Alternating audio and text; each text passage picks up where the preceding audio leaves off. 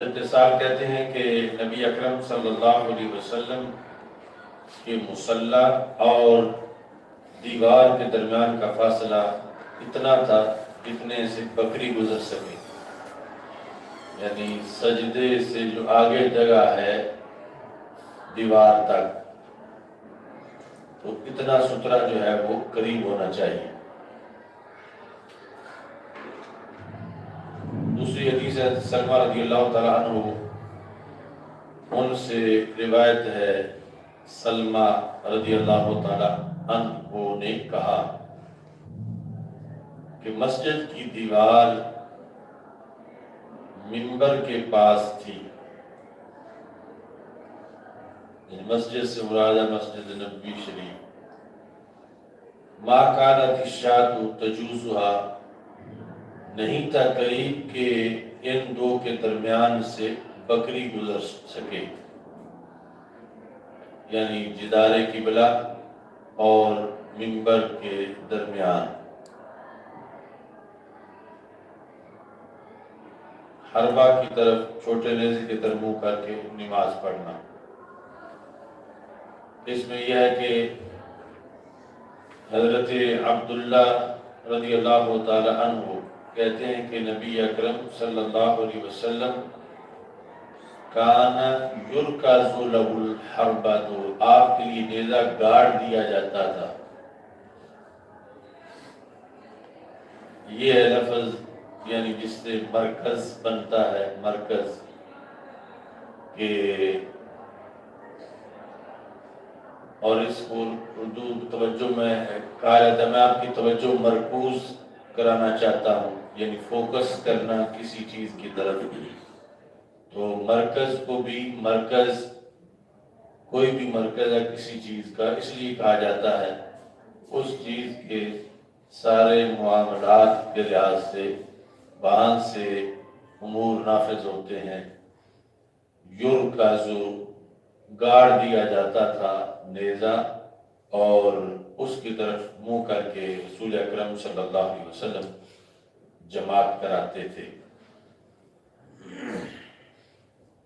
آگے ہے صلاۃ الی العنزہ، یہ حدیث پیچھے گزری ہوئی ہے۔ اس کے بعد ہے کہ حضرت انس بن مالک رضی اللہ تعالیٰ عنہ کہتے ہیں کہ نبی اکرم صلی اللہ علیہ وسلم جس وقت قضاء حاجت کے لیے نکلتے تھے تو میں پیچھے پیچھے جاتا تھا، آنا و غلام، تو چونکہ ضمیر متصل ہے اور اس پر عطف ڈالنا تھا غلام کا، تو ضمیر منفصل سے اس پہ تاکید لائی گئی۔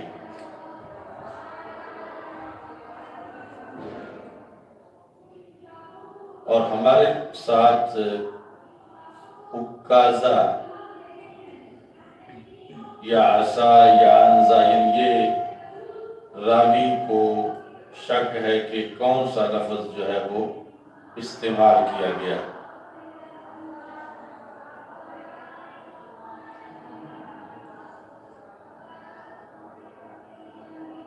عکازہ جو ہے اس عصا کو کہتے ہیں جس کی دونوں طرف جو ہے وہ لوہے کی مٹھی لگی ہوئی ہو، یعنی جس کو ہمارے پنجابی میں شام کہتے ہیں، کہ جس سے اس کے لکڑی کے سرے محفوظ رہیں، لوہا چڑھا ہوا ہو۔ اچھا جی، اور عنزہ جو ہے وہ عصا سے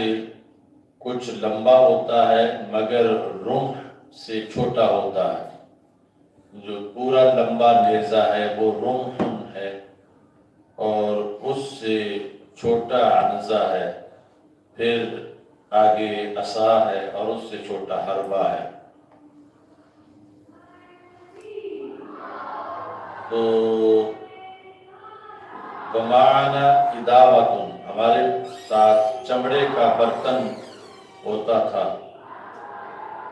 تو جس وقت نبی اکرم صلی اللہ علیہ وسلم قضائے حاجت سے فارغ ہوتے تھے، ناولناہو، جو ہم آپ صلی اللہ علیہ وسلم کو پکڑاتے تھے وہ چمڑے کا برتن استنجا کرنے کے لیے، یعنی کوزے کی طرح کا بنا ہوا۔ مکہ مکرمہ میں سترہ اور مکہ مکرمہ کے علاوہ حضرت ابو جعفر رضی اللہ تعالیٰ عنہ کہتے ہیں کہ رسول اکرم صلی اللہ علیہ وسلم نے نماز پڑھائی سورج ڈھل جانے کے بعد، فصلی بالبطحاء، تو بطحاء میں آپ نے ظہر اور عصر دو رکعتیں ادا کی۔ یعنی یہ وہ وقت ہے کہ جب رسول پاک صلی اللہ علیہ وسلم مدینہ منورہ سے مکہ مکرمہ تشریف لائے ہوئے تھے اور مسافر ہونے کی وجہ سے قصر نماز ادا کی تھی۔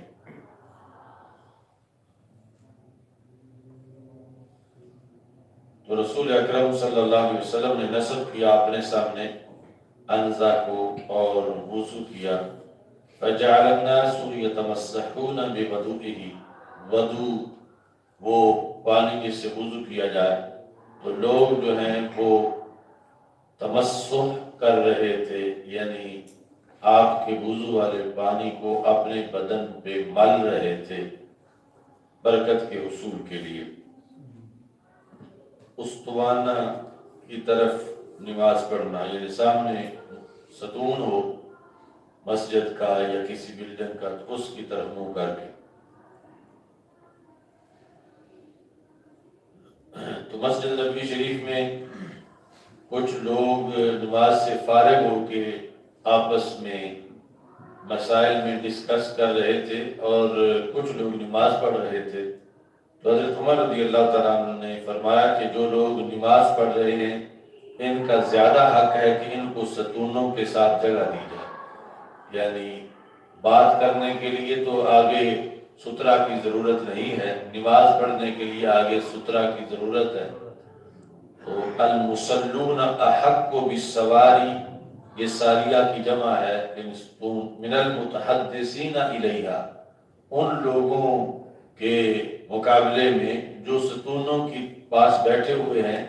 اور قبلے کی طرف، یعنی ستونوں کی طرف منہ کر کے وہ گفتگو میں مصروف ہیں، تو ان سے یہ جنہوں نے ابھی نماز پڑھنی ہے وہ زیادہ حقدار ہیں۔ اور دیکھا حضرت عمر رضی اللہ تعالیٰ عنہ نے ایک شخص کو دو ستونوں کے درمیان نماز پڑھتے ہوئے، تو آپ نے اس کو ایک ستون کے قریب کر دیا اور فرمایا صلی الیہا، اس کی طرف منہ کر کے نماز پڑھو، یعنی تاکہ دوسرے لوگ گزرتے رہیں اور تمہاری نماز میں خلل واقع نہ ہو۔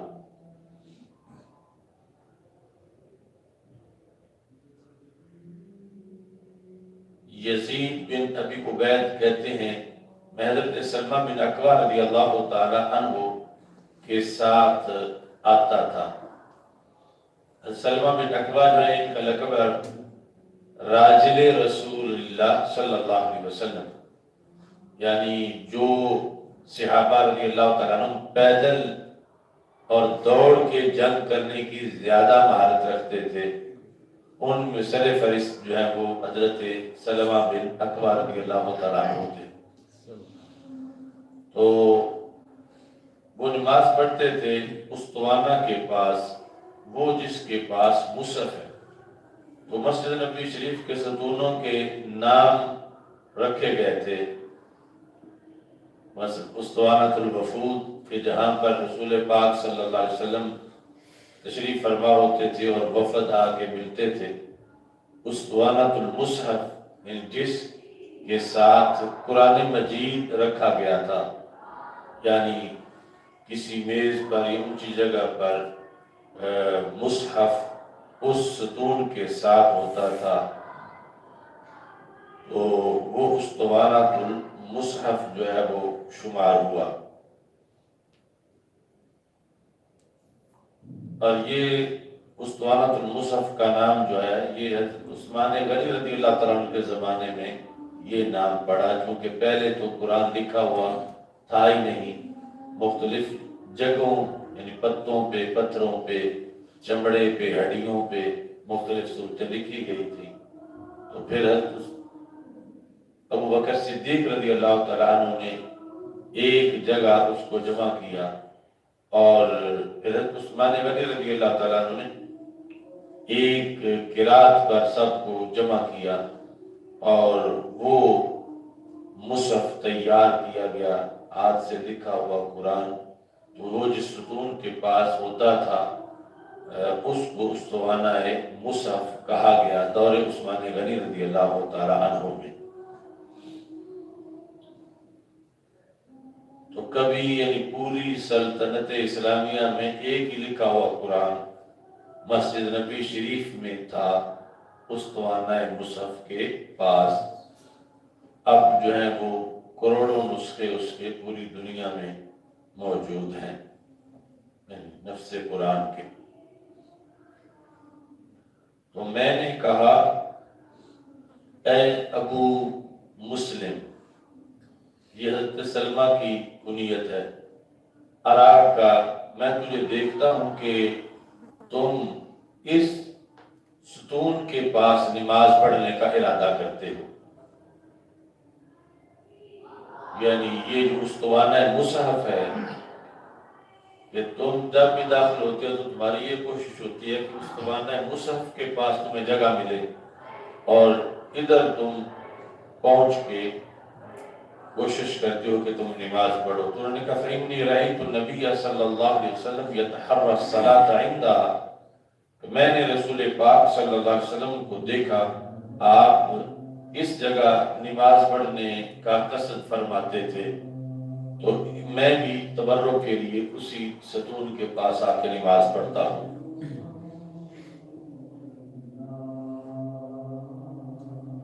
انس بن مالک رضی اللہ تعالیٰ عنہ کہتے ہیں کہ میں نے نبی اکرم صلی اللہ علیہ وسلم کے بڑے اصحاب کو دیکھا، کیونکہ انس جو ہے وہ ان صحابہ میں سے ہیں جو اس وقت ابھی بچے تھے۔ بڑے صحابہ کو میں نے دیکھا یبتدرون السواریہ، کہ وہ ستونوں کی طرف جلدی کرتے ہیں، یعنی جب آتے ہیں تو پہلے وہ جگہ کور کرتے ہیں جو ستونوں کے ساتھ ہے، پھر وہ جب بھر جاتی ہے پھر دوسری جگہ بیٹھنا شروع کرتے ہیں عند المغرب، مغرب کی نماز کے وقت۔ دو ستونوں کے درمیان نماز پڑھنا بغیر جماعت کے، یہ حدیث گزری ہے کعبے کے اندر نماز پڑھنے کے لحاظ سے۔ اگلی حدیث میں یعنی جو کعبے کی اس وقت تعمیر تھی تو کل 6 ستون تھے کعبے کے اندر، یعنی ایک لائن میں 3 اور دوسری لائن میں 3، یعنی دور سے تو لگتا ہے ایک کمرہ ہے تو وہ چھوٹا کمرہ نہیں، بہت بڑا کمرہ ہے۔ اچھا جی، حضرت عبداللہ بن عمر رضی اللہ تعالیٰ عنہ کہتے ہیں کہ رسول اکرم صلی اللہ علیہ وسلم کعبۃ اللہ میں داخل ہوئے اور حضرت اسامہ بن زید اور حضرت بلال، حضرت عثمان بن طلحہ حجبی، یہ سب داخل ہوئے۔ حجبی یعنی یہ دربان اور کلید بردار کو کہتے ہیں، جو کعبے کی کنجی جن کے پاس چابی ہوتی تھی۔ تو حضرت عثمان بن طلحہ رضی اللہ تعالیٰ عنہ نے رسول پاک صلی اللہ علیہ وسلم کے داخل ہونے کے بعد اندر سے دروازہ بند کر لیا۔ نبی اکرم صلی اللہ علیہ وسلم کچھ وقت کعبہ میں موجود رہے، تو حضرت عبداللہ رضی اللہ تعالیٰ عنہ کہتے ہیں عبداللہ بن عمر کہ میں نے سوال کیا حضرت بلال رضی اللہ تعالیٰ عنہ سے جب وہ باہر نکلے کہ نبی اکرم صلی اللہ علیہ وسلم نے کیا عمل فرمایا ہے،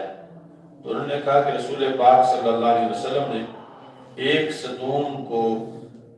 اپنی دوسری جانب رکھا اور ایک ستون کو رسول پاک صلی اللہ علیہ وسلم نے دائیں جانب رکھا، اور 3 ستون جو ہیں وہ پیچھے تھے نبی اکرم صلی اللہ علیہ وسلم کے، اور بیت اللہ کے اس وقت 6 ستون تھے۔ تو پھر رسول پاک صلی اللہ علیہ وسلم نے نماز پڑھی۔ دوسری روایت میں ہے کہ 2 ستون دائیں جانب رکھے، مثلا وہ اگر دروازہ ہو کعبے کا تو ایک لائن ستونوں کی اس ستون کے ساتھ تھی، یعنی یہ 3 ستون، پھر آگے 3 ستون. رسول پاک صلی اللہ علیہ وسلم پہلی لائن کراس کر کے دوسری لائن جو ستونوں کی تھی اس میں تشریف لاتے، اور اس میں ایک ستون ایک طرف تھا، 2 ستون جو ہے وہ دائیں طرف تھے، اور سامنے ایک دیوار تھی کعبے کی جو پچھلی دیوار ہے. اس طرح نبی اکرم صلی اللہ علیہ وسلم نے ستونوں کی دوسری لائن میں 2 ستون دائیں طرف تھے اور ایک دوسری طرف تھا، وہاں کھڑے ہو کے آگے جو ہے وہ 1.5 میٹر کے قریب جگہ تھی، یعنی اگلی دیوار تک، کعبے کی اگلی دیوار تک، وہاں کھڑے ہو کے رسول پاک صلی اللہ علیہ وسلم نے نماز ادا کی.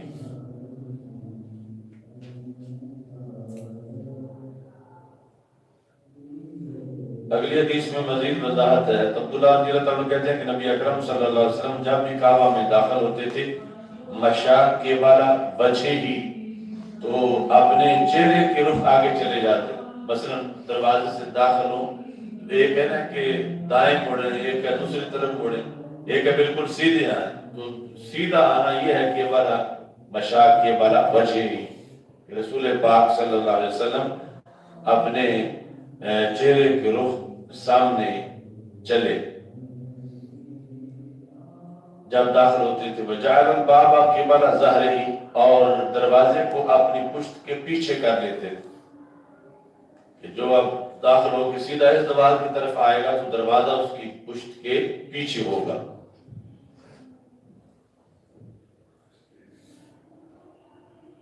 تو آپ اتنا چلتے تھے یہاں تک کہ آپ اور اس دیوار کے درمیان جو آپ صلی اللہ علیہ وسلم کے چہرے کی طرف ہے تقریباً 3 گز کا فاصلہ باقی رہ جاتا تھا، 3 ہاتھ. تو یہاں پر یہ جو ساری ضمیریں حضرت عبداللہ کی طرف راجع ہیں. حضرت عبداللہ جب کعبہ میں داخل ہوتے تھے، عبداللہ بن عمر اس طرح چلتے تھے، اور اس کی وجہ جو ہے وہ یہ ہے کہ رسول پاک صلی اللہ علیہ وسلم اس طرح کعبے میں داخل ہو کے نماز پڑھتے تھے، اور یہ کعبے کے اندر بھی وہ جگہ ڈھونڈتے تھے جہاں کبھی رسول پاک صلی اللہ علیہ وسلم نے نماز پڑھی تھی. یعنی کعبہ کے اندر بھی پھر وہ جگہ انہیں زیادہ پسند ہے کہ جہاں نبی اکرم صلی اللہ علیہ وسلم کے قدم لگے تھے کبھی. تو یہ ہے کہ يتوخى المكان الذي أخبره به بلال أن النبي صلی اللہ علیہ وسلم صلى فيه، یعنی کیوں یہ دروازے میں داخل ہونے کے بعد پہلی لائن میں کیوں نہیں کھڑے ہوتے تھے؟ ستونوں کی پہلی لائن میں جو پہلے 3 ستون ہیں ان کے درمیان، یا دوسری جو ہے اس میں اس کونے کی طرف چلے جائیں یا کسی اور جگہ کیوں نہیں جاتے تھے؟ یہ ارادہ کرتے تھے اس جگہ کا جہاں نبی اکرم صلی اللہ علیہ وسلم نے کبھی نماز پڑھی تھی. اور حضرت بلال رضی اللہ تعالیٰ عنہ نے ان کو بتایا تھا کہ اس جگہ رسول پاک صلی اللہ علیہ وسلم نے نماز ادا کی ہے. تو کعبہ جو ہے اس کا 1 انچ ایریا برکتوں سے معمور ہے، لیکن حضرت عبداللہ بن عمر رضی اللہ تعالیٰ عنہ کے نزدیک جہاں نبی اکرم صلی اللہ علیہ وسلم نے نماز ادا کی کعبے کے اندر اس جگہ کا باقی کعبے سے زیادہ مقام ہے، اس لیے وہاں نماز پڑھتے تھے.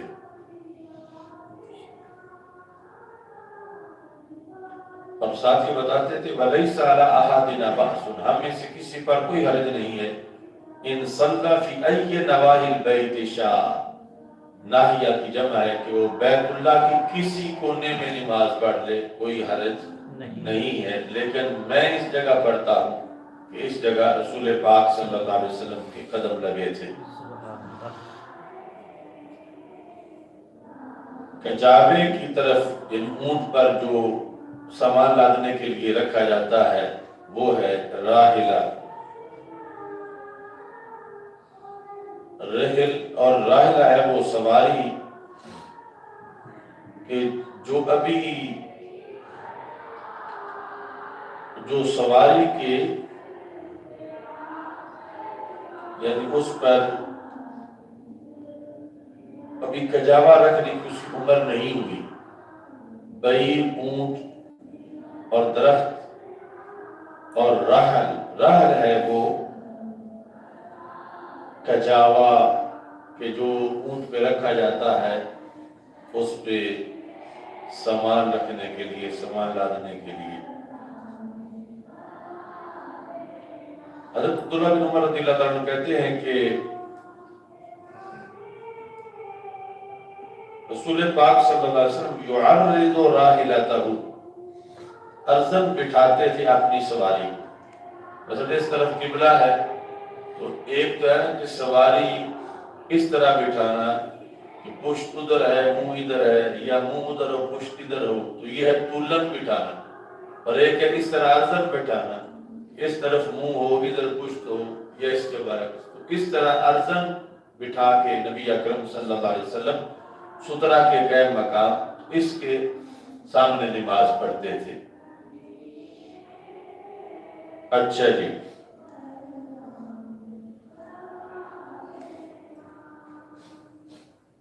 قلت،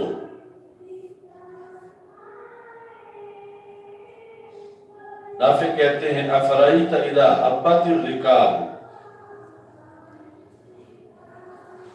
مجھے اس بارے میں خبر دیں کہ جب سواریاں حرکت کریں۔ اچھا جی،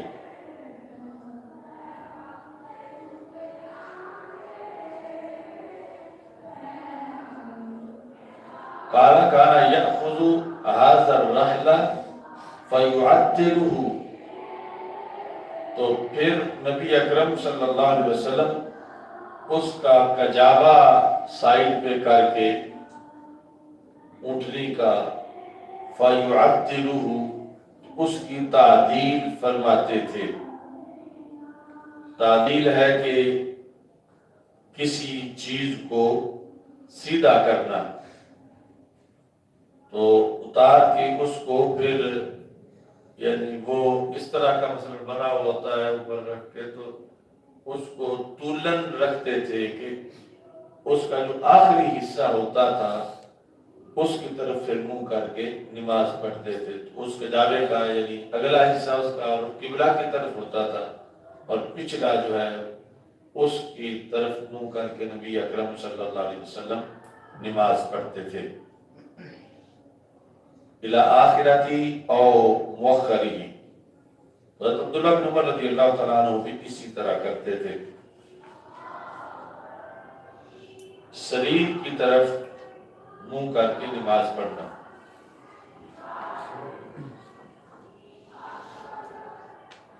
عائشہ صدیقہ رضی اللہ تعالیٰ عنہ نے کہا، یہ وہ جو اختلاف تھا کہ کچھ صحابہ نے یہ کہا کہ کتا آگے سے گزرے تو نماز ٹوٹ جاتی ہے، ایسے ہی گدھا گزرے تو ٹوٹ جاتی ہے، اور عورت گزرے تو ٹوٹ جاتی ہے۔ یہ تینوں چیزیں جب بیان کی گئی یعنی کہ آگے سے گزرنے سے نماز ٹوٹ جاتی ہے۔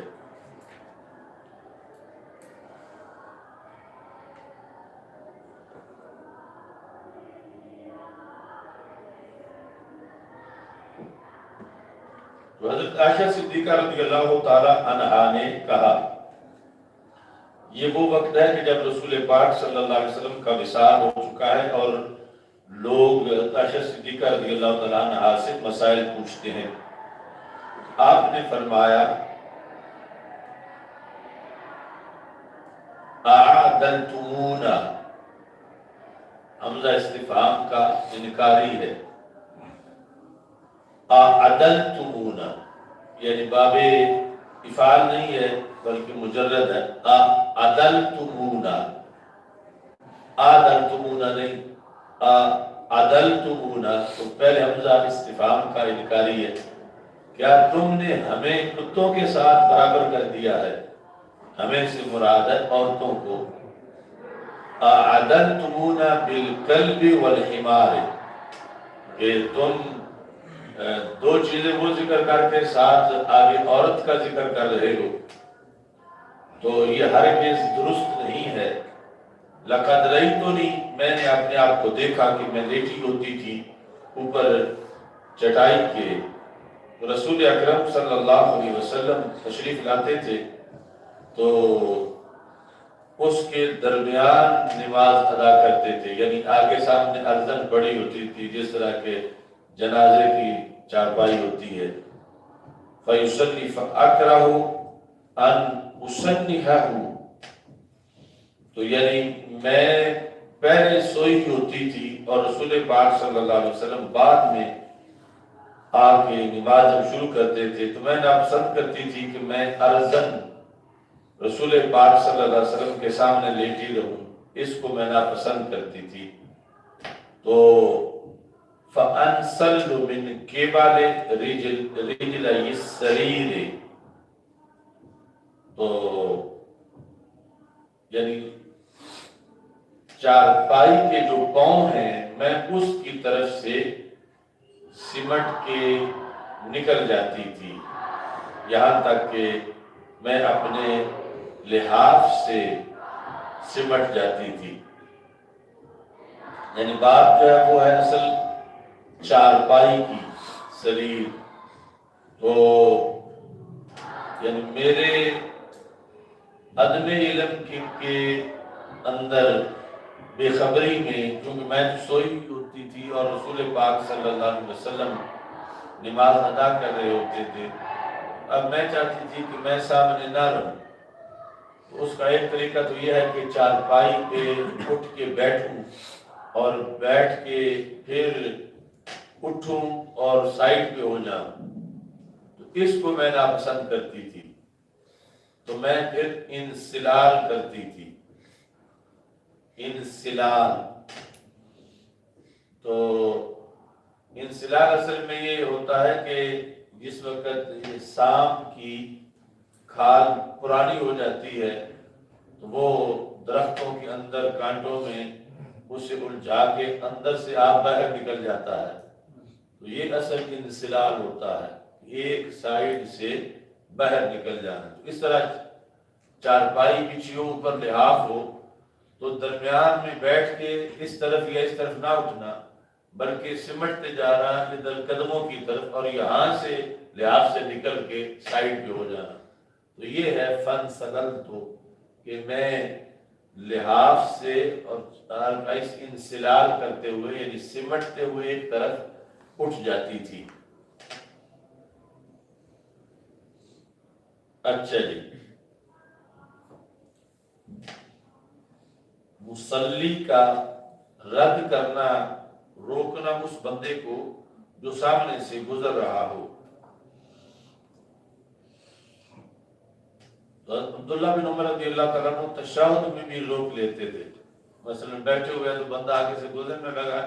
اس طرح سامنے ہاتھ کر کے کہ بندہ نہ گزرے، اور کعبے میں بھی، اور وہ کہتے تھے ان ابا الا ان تقاتلہ فقاتلہ، اگر صرف اس طرح کرنے سے وہ نہیں رک رہا تو پھر جھگڑنا پڑے، لڑنا پڑے تو لڑ بھی لو اس سے، تاکہ وہ سامنے سے نہ گزرے۔ اچھا جی،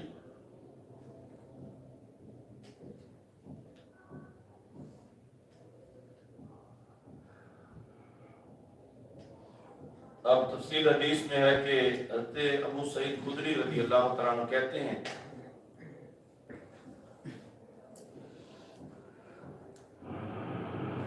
ابو سہل سمان کہتے ہیں کہ میں نے دیکھا حضرت ابو سعید خدری رضی اللہ تعالیٰ عنہ کو ایک جمعہ کے دن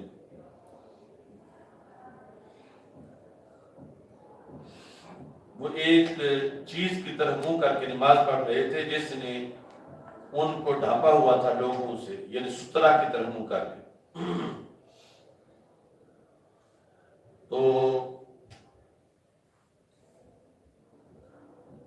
ابھی معید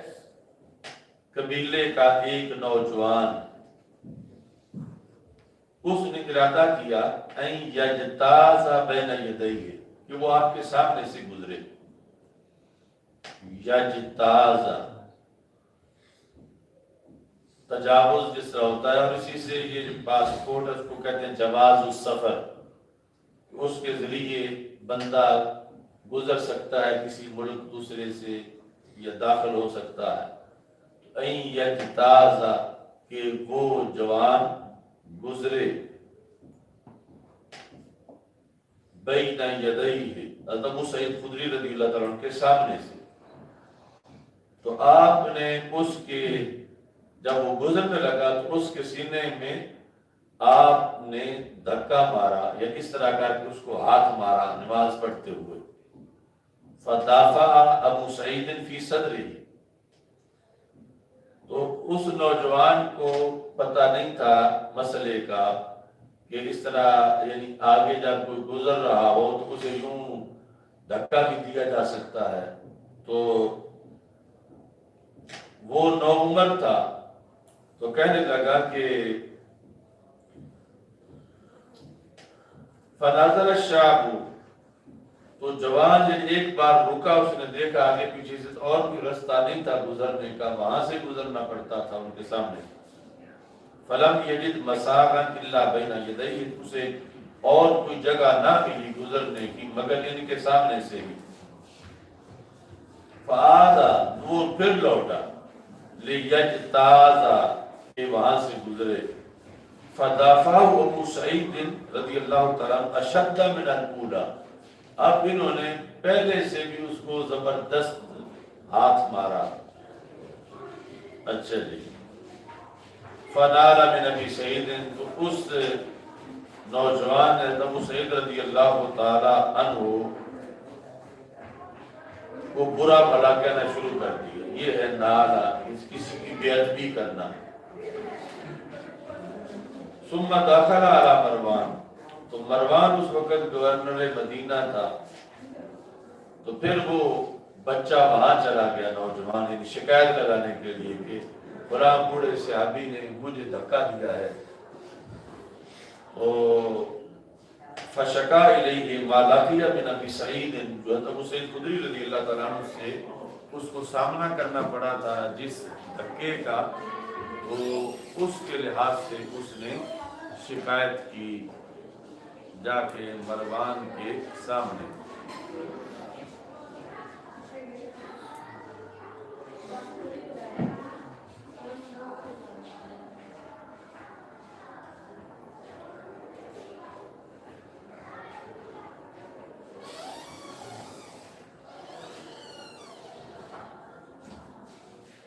اچھا جی،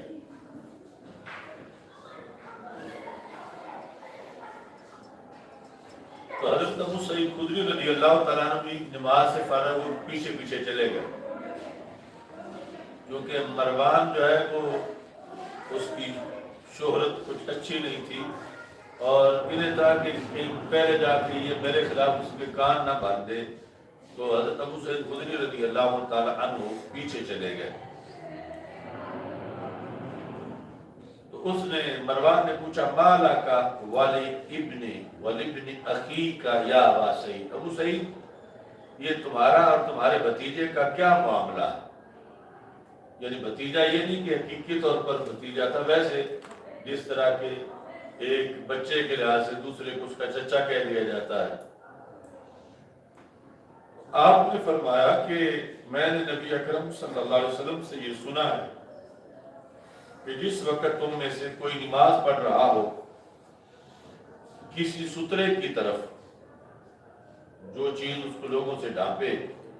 اگر کوئی ارادہ کرے وہاں سے گزرنے کا، فَلْيَدْفَعْهُ، اس نمازی کو چاہیے کہ اسے دفع کرے۔ تو میں نے یہ جو دھکا دیا اس کو، وہ حدیث پہ عمل کیا ہے۔ فَإِنْ أَبَى فَلْيُقَاتِلْهُ، اگر پھر بھی وہ انکار کرے یہ نمازی اس سے لڑائی کرے۔ فَإِنَّمَا هُوَ الشَّيْطَانُ،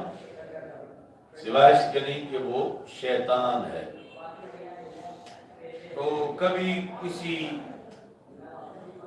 چھوٹی سی غلطی پر بھی لفظ شیطان کا اطلاق کر دیا جاتا۔ اب ظاہر ہے کہ یہ بندہ جو ہے وہ تابعی تھا اور پھر مسلمان اور نماز پڑھنے مسجد نبی شریف میں گیا ہوا تھا اور کسی کام کے لیے نہیں گیا ہوا تھا، تو اب گزرنے میں اس سے خلاف ورزی ہوئی ہے، یعنی نہ شراب کا مسئلہ ہے نہ کوئی بدکاری کا معاملہ ہے، ایک نمازی ہے نوجوان اور خیر القرون میں ہے، مسجد نبی شریف میں ہے، صرف نماز کے گزرنے کے لحاظ سے اس نے خلاف ورزی کی ہے، اس عمل کی وجہ سے اس پر لفظ شیطان کا اطلاق کیا جا رہا ہے۔ یہاں کلام کو انہوں نے مقید کیا سترے کی طرف، اگر سترا ہی نہ ہو تو پھر روکے گا نہیں؟ یعنی پھر جو ہے وہ یہ ہے نا کہ سب سے پہلے تو بندہ خود کوشش کرے کہ وہ ایسی جگہ کھڑا نہ ہو ہے، تو یہ جو کھڑائی جان بوجھ کے دروازے پر ہو یا سڑک کے درمیان ہو تو پھر اس کا حق نہیں ہے وہ کسی کو روکے، وہ خود اس نے اپنی نماز کو مرض بنا لیا ہے کسی کو گزرنے کے لحاظ سے۔ اچھا جی، تو باقی جو ہے وہ مسجد کے اندر اس وقت صفوں میں عام پڑھ رہا ہے، رستے میں نہیں ہے، تو اس وقت یہی حکم ہے کہ وہ یعنی اس طرح آگے ہاتھ کرے تاکہ گزرنے والے کو پتہ چلے کہ یہ نماز پڑھ رہا ہے اور وہ اور کسی طرف سے گزرے۔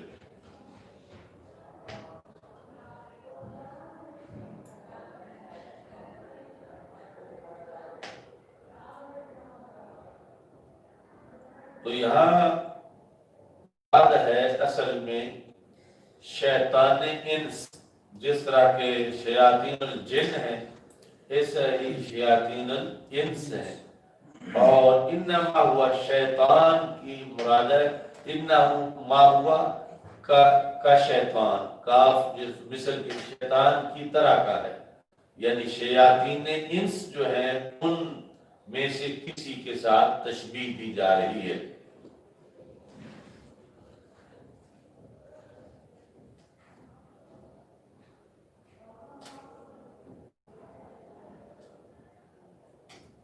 نمازی کے سامنے سے گزرنے والے کے گناہ کا ذکر۔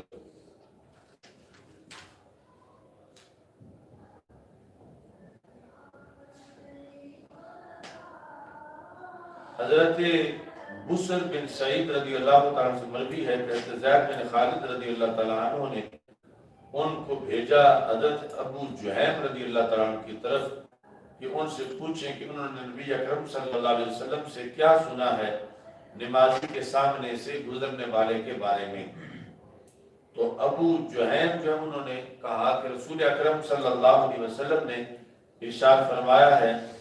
لو یعلم المار بین یدی المصلی، اگر جان لے وہ بندہ جو گزرنے والا ہے نمازی کے سامنے سے، ماذا علیہ کہ اس پر کیا حرج لازم آئے گا، لکان ان یقف 40 خیر لہ من ان یمر بین یدیہ، تو یہ کہ وہ 40 کھڑا رہے بہتر ہے اس کے لیے نمازی کے سامنے گزرنے سے۔ اب 40 کی تمیز کیا ہے؟ قال ابو النضر، تو یہ جو سند کے درمیان راوی ہیں امام مالک کے جو شاگرد ہیں، امام مالک جن سے روایت کر اخبرنا مالک عن ابی النضر، ابو النضر جو ہے وہ کہتے ہیں کہ مجھے یہ معلوم نہیں کہ عمر بن عبید اللہ نے 40 کے بعد یہ کہا کہ 40 یومن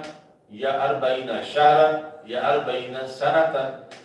کہ وہ 40 دن کھڑا رہے یا 40 مہینے کھڑا رہے یا 40 سال کھڑا رہے، یعنی یہ کھڑا رہنا اس میں اتنا حرج نہیں جتنا آگے گزرنے میں حرج ہے۔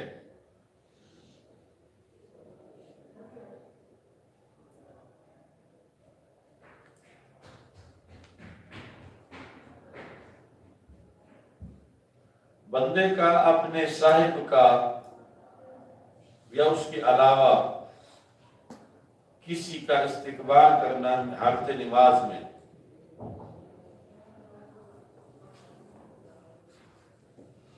استقبال کرنا کا مطلب یہ ہے کہ مثلا ایک بندہ نماز پڑھ رہا ہے، دوسرا آگے اس کی طرف منہ کر کے بیٹھ جائے، یعنی وہ استقبال نہیں ہے جو یہ کہ سڑکوں پہ کھڑے ہو کے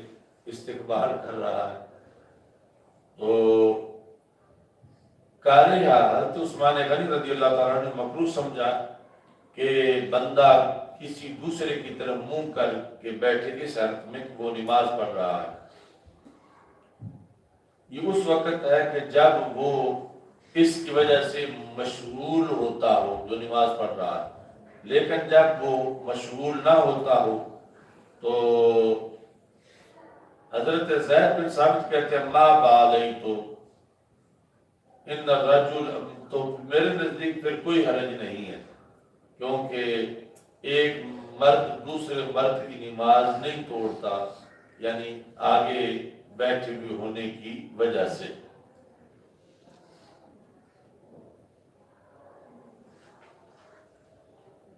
یہ وہ حضرت عائشہ صدیقہ رضی اللہ تعالی عنہا یا کوئی جو عالم تھا، آگے اس کی تفصیل ہے کہ کس کس کا اس مسئلے میں اختلاف تھا کہ آگے سے عورت گزرے تو نماز ٹوٹ جاتی ہے۔ حضرت عائشہ صدیقہ رضی اللہ تعالیٰ عنہ سے مروی ہے،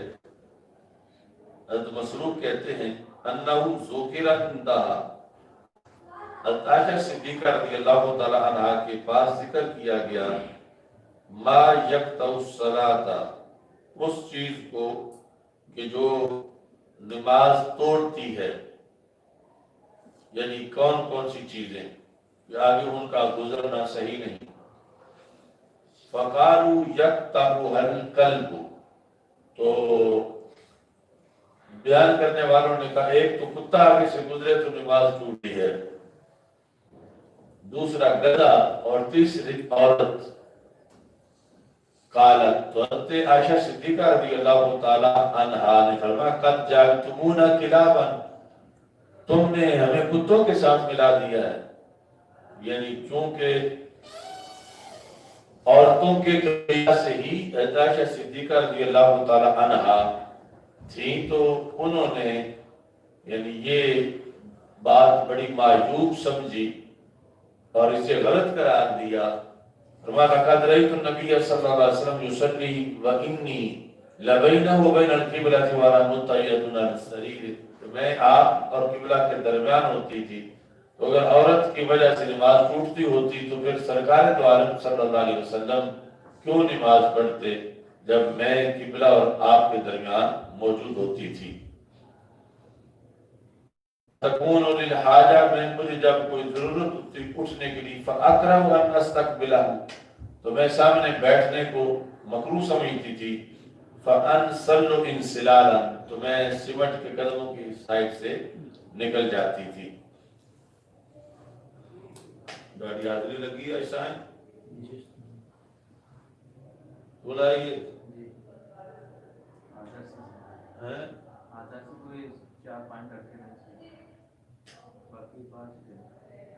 باقی بھی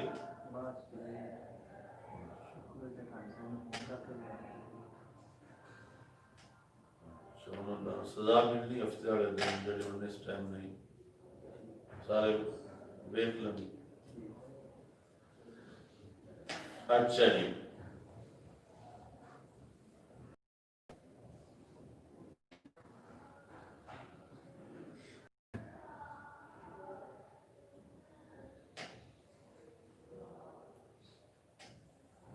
سوئے ہوئے بندے کے پیچھے نماز پڑھنا۔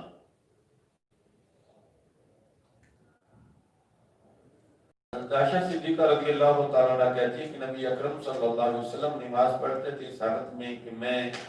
آگے ارزم سوئی ہوئی ہوتی تھی بستر پر، تو جب نبی اکرم صلی اللہ علیہ وسلم ارادہ فرماتے تھے وتر پڑھنے کا تو مجھے جگا دیتے تھے، تو میں بھی وتر ادا کرتی تھی۔ عورت کے پیچھے نفل ادا کرنا، پیچھے سے مراد یہ نہیں کہ ابتدا میں، پیچھے سے مراد یہ کہ آگے وہ موجود ہو تو اس طرح منہ کر کے نفل ادا کرنا۔ یہ حدیث بھی پہلے گزری ہوئی ہے۔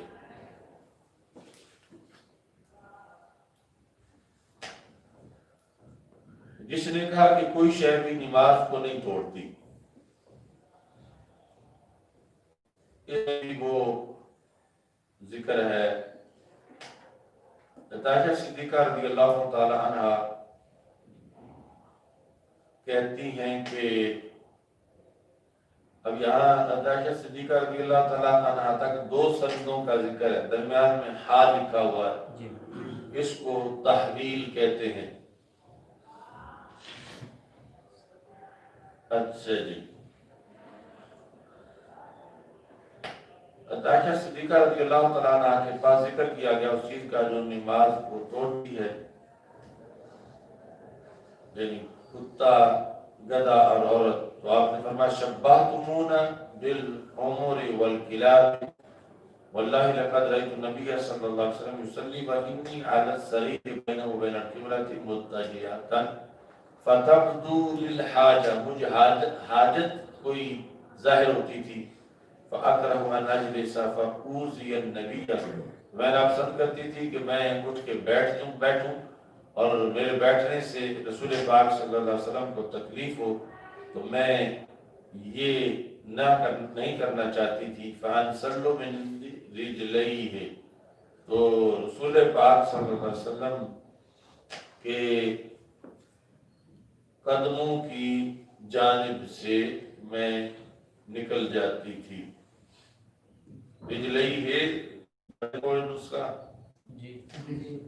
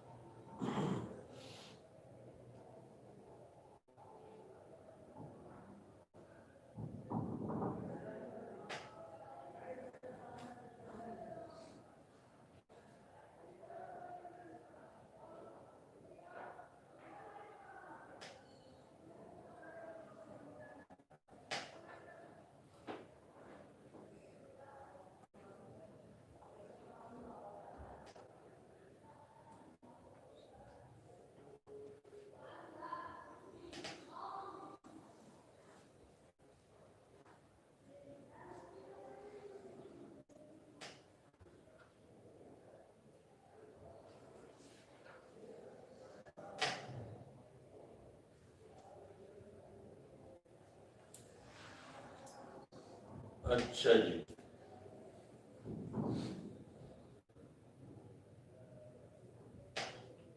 رسول پاک صلی اللہ علیہ وسلم کے قدموں کے قریب سے میں اٹھ کے نکل جاتی تھی۔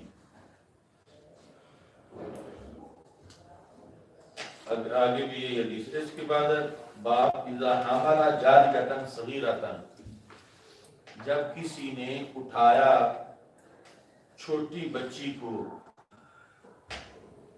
اپنی گردن پر نماز کے اندر،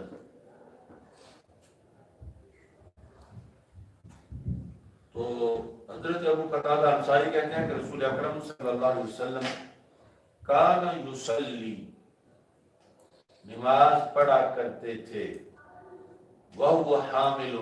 دراحل کہ آپ نے اٹھایا ہوا ہوتا تھا۔ حامل اس میں فاعل کا آگے مفعول بھی ہے کہ اٹھایا ہوا ہوتا تھا، کس کو؟ حضرت امامہ بنت زینب کو، امامتا بنت زینبہ، تو بنت جو ہے وہ امامہ کی صفت ہے، اور آگے زینب جو ہے وہ غیر منصرف ہے، مضاف الیہ ہے۔ وَهُوَ حامل امامتا بنت زینب، آگے بنت رسول اللہ صلی اللہ علیہ وسلم، یہ صفت ہے زینب کی، وہ چونکہ مجرور ہے اور غیر منصرف ہے، تو اس واسطے آگے پڑھیں گے زینب بنت رسول اللہ صلی اللہ علیہ وسلم، یعنی حضرت امامہ نواسی تھیں نبی اکرم صلی اللہ علیہ وسلم کی، حضرت زینب کی بیٹی تھی۔ زینب جو ہے وہ رسول پاک صلی اللہ علیہ وسلم کی سب سے بڑی صاحبزادی حضرت سیدہ زینب رضی اللہ تعالی عنہا تھیں، جو کہ شہید ہوئی کہ جب مکہ مکرمہ سے مدینہ منورہ ہجرت کا سفر کر رہی تھی، اس دوران ان پر حملہ کیا گیا، جس کے نتیجے میں مدینہ منورہ پہنچنے کے بعد وہ شہید ہو گئی۔ تو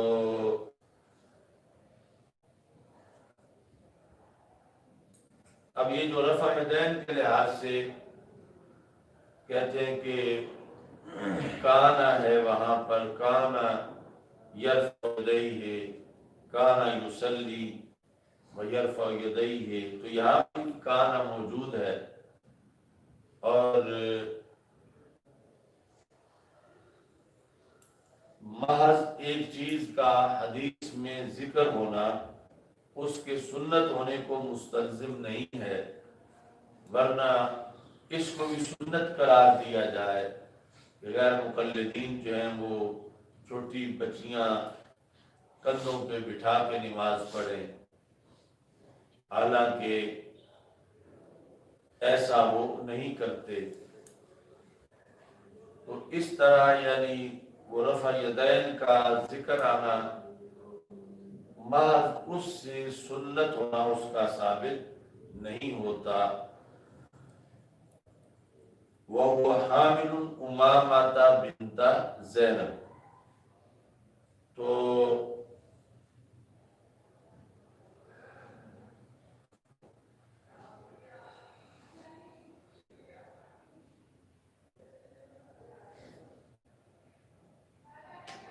حضرت علی رضی اللہ تعالیٰ عنہ کے بارے میں یہ کرمانی میں لکھا ہے کہ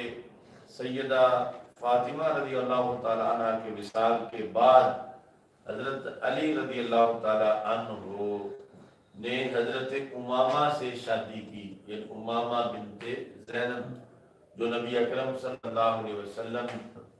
کی ظاہری حیات میں جنہیں رسول پاک صلی اللہ علیہ وسلم کندھے پہ بٹھا کے نماز ادا کرتے تھے۔ امامہ نے کہ تزوج علی رضی اللہ تعالیٰ عنہ بعد فاطمہ رضی اللہ تعالیٰ عنہا۔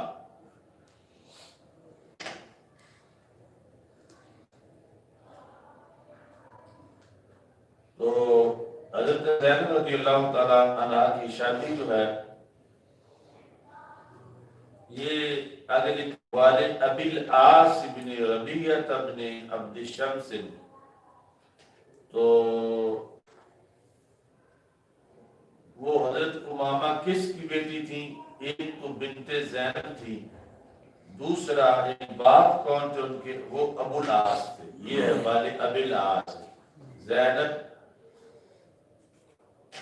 وہ امامہ کیا تھی؟ امامہ بنت زینب بنت رسول اللہ صلی اللہ علیہ وسلم والے ابی العاص، کیونکہ پہلے امی کا تو پتہ چل گیا کہ امامہ جو ان کی امی کون ہے، تو باپ جو ہے وہ ہے ابو العاص۔ فَإِذَا سَجَدَ وَضَعَهَا، جب رسول پاک صلی اللہ علیہ وسلم سجدہ کرتے تو ان کو اتار دیتے، وَإِذَا قَامَ، اور جب نبی اکرم صلی اللہ علیہ وسلم کھڑے ہوتے حَمَلَهَا، ان کو اٹھا لیتے۔ تو یہ جو ابو العاص ہیں یہ رسول پاک صلی اللہ علیہ وسلم کے داماد،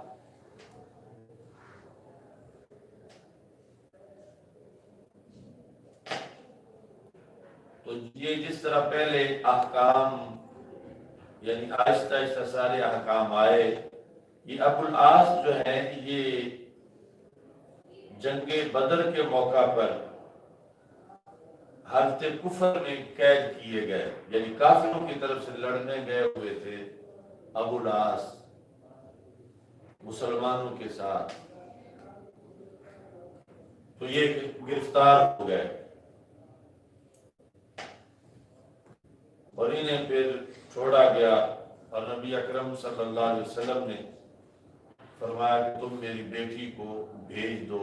مدینہ منورہ، اور انہوں نے جا کر بھیجا، اور پھر رستے میں وہ حملہ ہوا، اور پھر ابو العاص جو ہیں وہ خود بھی मदीना मुनव्वरा पहुंचे और नबी अकरम सल्लल्लाहु अलैहि वसल्लम के हाथ पे कलमा पड़ा और फिर जो है वो खिलाफत सिद्दीक़ अकबर रज़ी अल्लाह ताला अन्हु जंग यमामा में शहीद हुए। ये रसूल पाक सल्लल्लाहु अलैहि वसल्लम के दामाद अबुल आस बिन रबिया।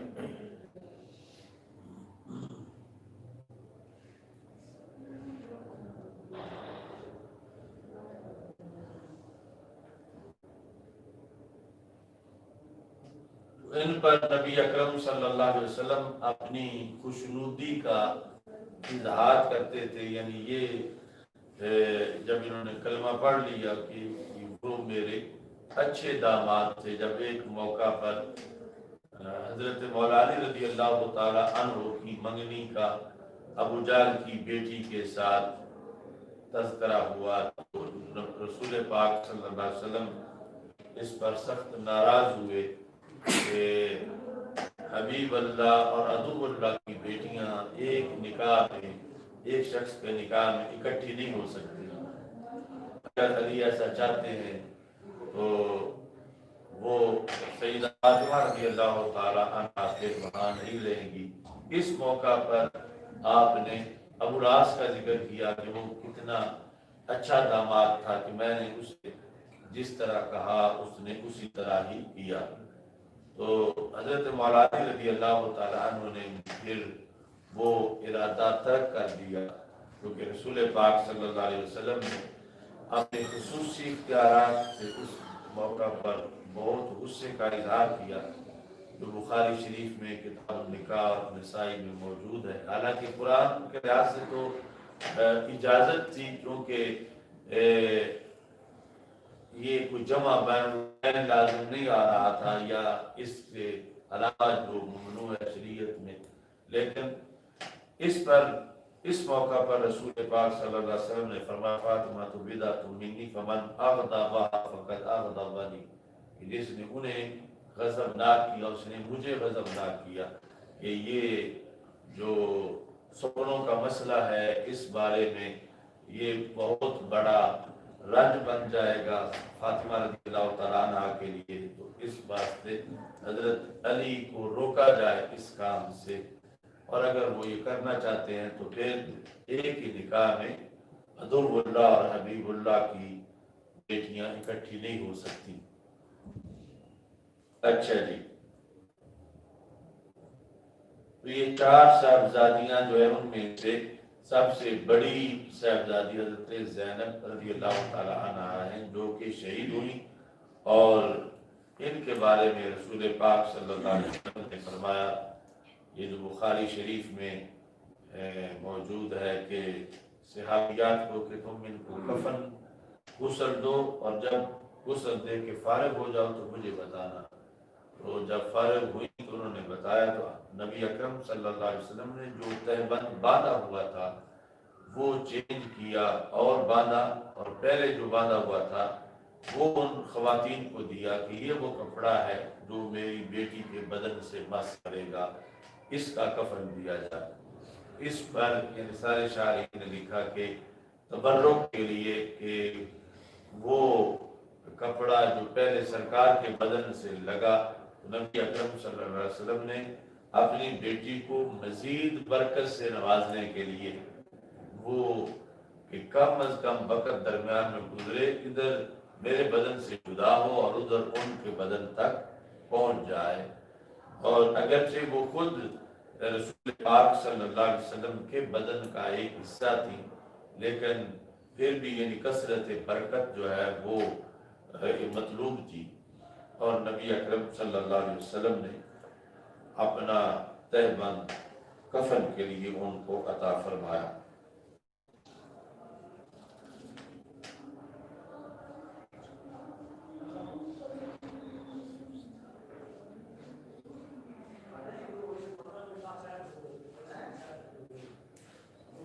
सही जो शिया हैं ये इनकार करते हैं हुजूर की यानी साहबजादियों का, वो कहते हैं एक ही हाँ, वो इसलिए बता रहा हूँ कि शाद हैं और वो पिछलग नहीं है। یعنی کہ حضرت خدیجہ رضی اللہ تعالی عنہ کے پہلے خامند سے ان کی ہوں، تو یہ چاروں ہی رسول پاک صلی اللہ علیہ وسلم کی صاحبزادیاں ہیں۔ قل لازواجک و بناتک، وہاں بھی جس طرح ازواج جمع ہے تو بنات بھی جمع ہے، تو جمع کی اطلاق کے لحاظ سے یعنی صرف اگر ایک ہی بیٹی ہوتی تو پھر قل لازواجک و بنتک، تو اس میں باقی شیعوں نے جو بہت سے گھونسلے بنائے ہوئے ہیں، کیونکہ سیدہ زینب رضی اللہ تعالی عنہ تو بالکل ابتدائی جو مدنی دور ہے اس میں فوت ہو گئی، شہید ہو گئی۔ باقی دونوں شہزادیاں بھی یعنی جلد ہی بدر کے موقع پر ایک جو ہے ان کا وصال ہو گیا، اور دوسری جو ہے ان کا بھی جلد ہی وصال ہو گیا، اور پیچھے تھی صرف حضرت فاطمہ رضی اللہ تعالیٰ عنہ۔ وہ جو مختلف مقامات کے شیعہ جو ہیں وہ حوالے دیتے ہیں کہ اگر اور کوئی بیٹی ہوتی تو وہ بھی ساتھ ہوتی مبارلہ کے وقت یا فلاں وقت فلاں وقت، تو چونکہ وہ زندہ نہیں تھی اس وقت باقی شہزادیاں، تو ایک ہی کا تذکرہ آنا تھا، اور آگے اولاد کے لحاظ سے یہ خصوصیت ہے کہ رسول پاک صلی اللہ علیہ وسلم نے فرمایا میری نسل جو ہے وہ سیدہ فاطمہ رضی اللہ تعالی عنہا سے آگے چلے گی، اور باقی یعنی حضرت زینب جو ہے ان کی تو صرف حضرت امامہ تھی، اور حضرت رقیہ اور حضرت ام کلثوم رضی اللہ تعالی عنہما ان کے لحاظ سے بھی یعنی اس طرح نہ انہیں زیادہ وقت ملا اور نہ ہی اس طرح ان کا قدرت خداوندی سے انتخاب تھا نسل رسول صلی اللہ علیہ وسلم کے لیے۔ اس کا یہ مطلب نہیں ہے کہ ان کے وجود کا ہی انکار کر دیا جائے، تو حضرت سیدہ فاطمہ رضی اللہ تعالی عنہا یہ ان کے بعد بھی زندہ تھیں اور اہم مواقع پر، اور پھر یہی ہیں کہ جو رسول پاک صلی اللہ علیہ وسلم کے وصال کے وقت بھی زندہ تھیں، اور انہوں نے سرکار کی صاحبزادیوں میں سے جو غم تھا اس کا سامنا انہیں کرنا پڑا اکیلی، اور کوئی ہمشیرہ اس وقت زندہ نہیں تھی۔ تو چار جو ہیں وہ رسول پاک صلی اللہ علیہ وسلم سے ہی حضرت خدیجہ رضی اللہ تعالی عنہا کے بدن سے پیدا ہوئی، وہ آگے ان میں کوئی جو ہے وہ پچھلا نہیں تھی۔ قسم کا ٹائم ہو گیا جو نہیں ہوا